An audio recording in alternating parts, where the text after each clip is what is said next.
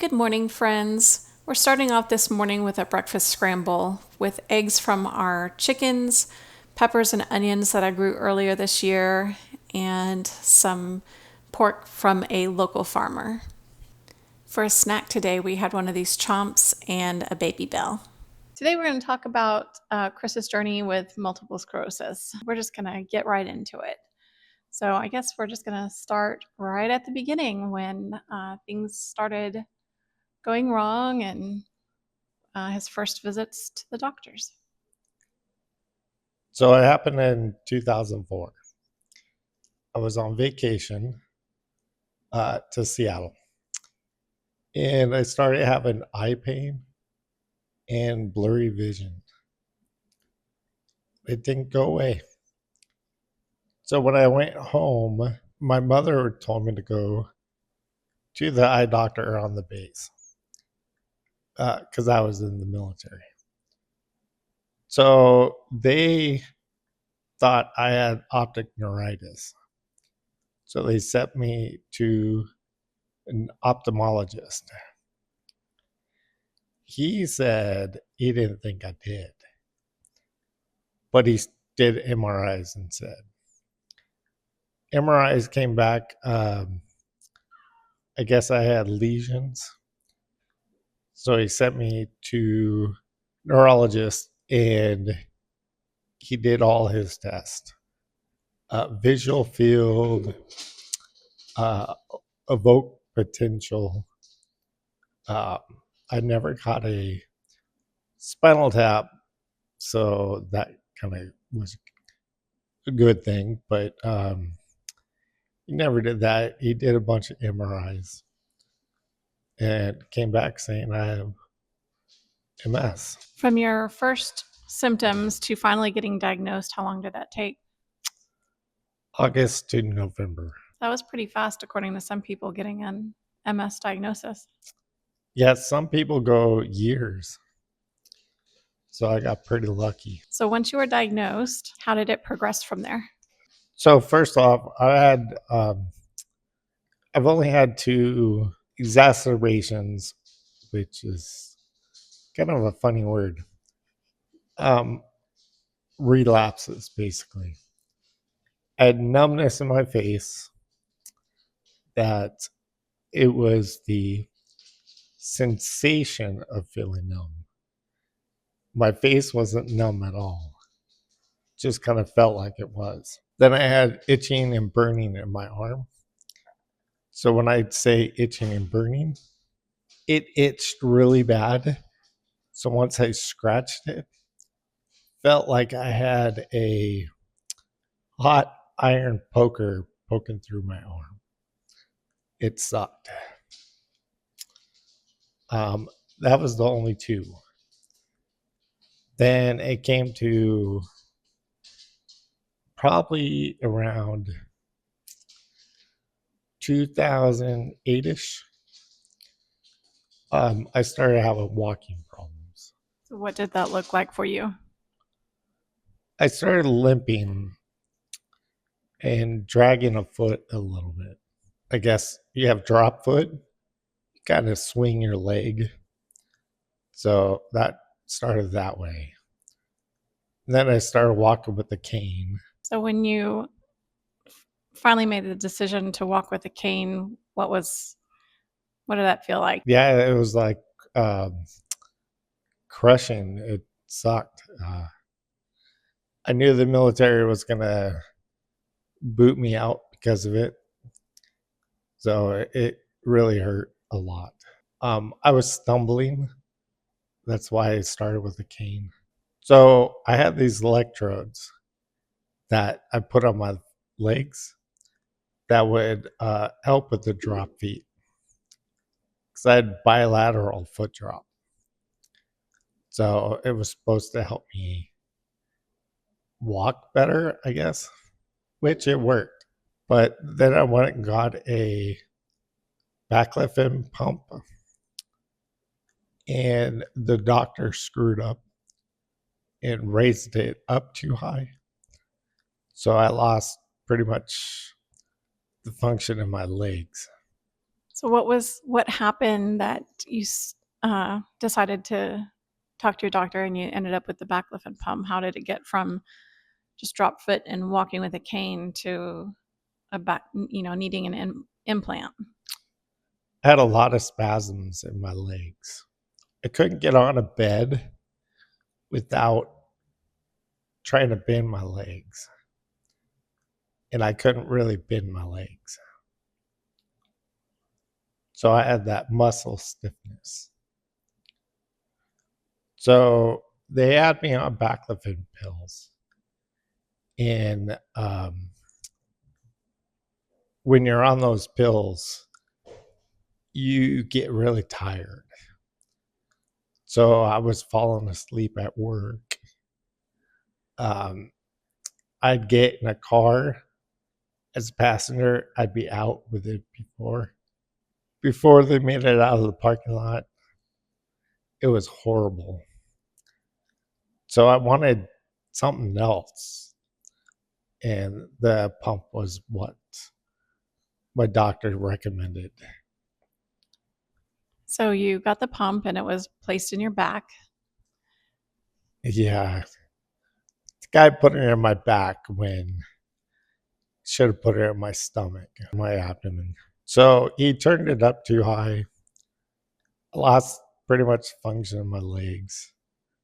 When I tried to walk, it was like a newborn baby learning how to walk. When I got out of the military, I ended up going to the VA, Veterans Affairs, and they uh, hooked me up with a new manual wheelchair. And that's what I used. And I went into that chair. What year was it when you went from, walking with a cane and whatnot to into the wheelchair? So the cane was in '09. Baclofen pump was in 2010. And by 2011, I think, I went to the manual chair. I didn't use it full time. I still tried to walk. I used a walker, and then I just said it was too hard. I couldn't do it. So I went to the chair full time. I cried a lot because it felt like I was losing independence. Um, but going to the VA, it showed me how people in wheelchairs can really thrive and all that stuff. So that helped me a lot. You went from the manual chair and then you ended up getting power wheels. Can you talk about that? I'm not exactly sure when I got those, but they helped me a lot because I my arms started getting tired, so I used those. They're pretty neat. I just barely touched them and they moved. Um, but yeah, they were great. I loved them at the time. And that's about the time that was 2013, 2014. That's about when we met. Yes. So then you had the power wheels, but your arms started getting weaker. So I was having trouble driving, determined to keep driving. And one day I was driving and I scared Michelle and my daughter. And I said, I was going to stop. So I stopped driving 2016. And that's about the time I went to a power chair. And then I really felt like I lost my independence because I stopped driving. Um, I had to rely on people, and me being someone that didn't like that, it was hard. And I had a good support system. So And so then you've kind of had some additions to your power chair over time. Yeah, it seems like about every 5 years something happens. Now I can't really move my arms. So I have these cool, it's called a sip and puff, and that what I drive with. So it's kind of, it's something to get used to. Created a smart house that we're constantly working on, where he can turn on lights, open blinds. A lot of the things I need to get fixed. Things tend to break and I have to refix them. He can control the 2 TVs depending on what room he's in. We're trying to get everything in the house as smart as possible, but the problem with everything being smart is everything breaks.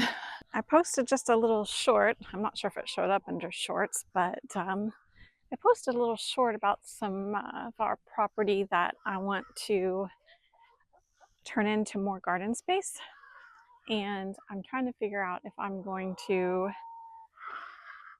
either do raised beds back here or do in-ground beds. If I do in-ground beds, it's going to take a lot longer because I'll have to let the space breathe, I guess, or rest. They just got through changing the septic sprinklers. So I don't know why the builder had septic sprinklers across the whole area back here, making it unusable for anything else.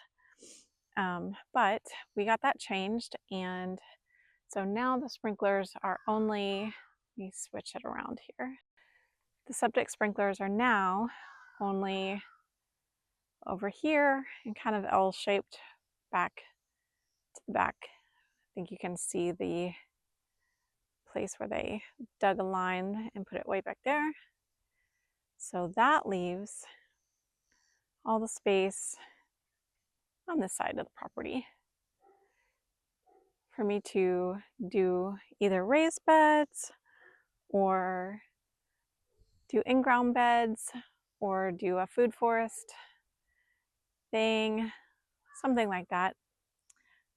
So just getting opinions on what I should do and maybe new ideas that I haven't thought of yet. Welcome to the kitchen. I am going to start off before making dinner by making our milk. So Chris likes to have oat milk in his coffee, and so I found a recipe online. I think it was in All Recipes. You probably know that oat milk at the store is, I don't know, some extraordinary amount of money for not that much milk. And with this recipe, you can make all the oat milk that you want, and it's pennies on the dollar. So I believe it was from All Recipes. It says the author is Nicholas Pajol, so it probably was from All Recipes that I printed this out. So let's get started making it. Okay, so the recipe is super, super simple. You just put everything in and blend, and then you strain it all out. So we have our 1 cup of oats, 1 cup of rolled oats, and then I have 3 cups of water.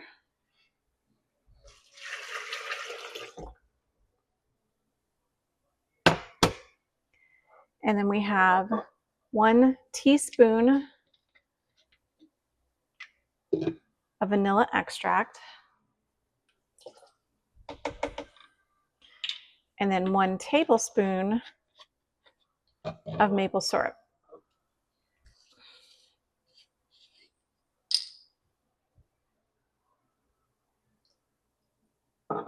And then the recipe says that you can add a pinch of salt if you'd like to, and I think we'd like to. So I'm going to do that.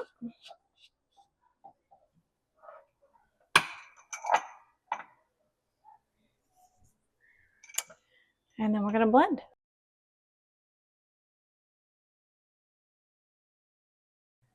All right, so now we're going to strain this.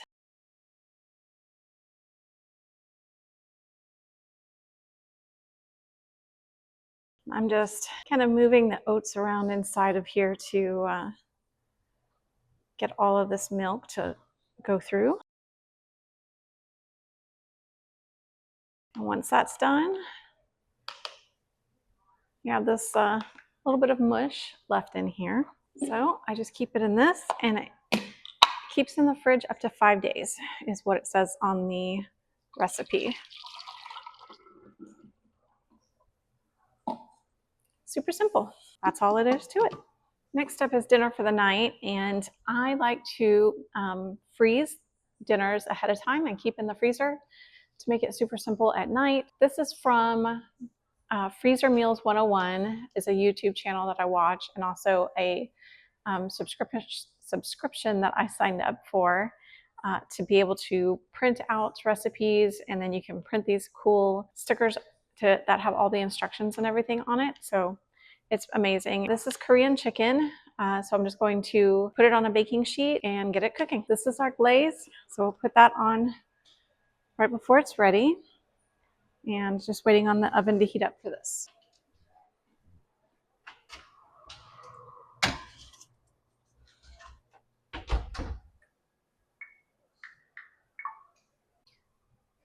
So here we have it.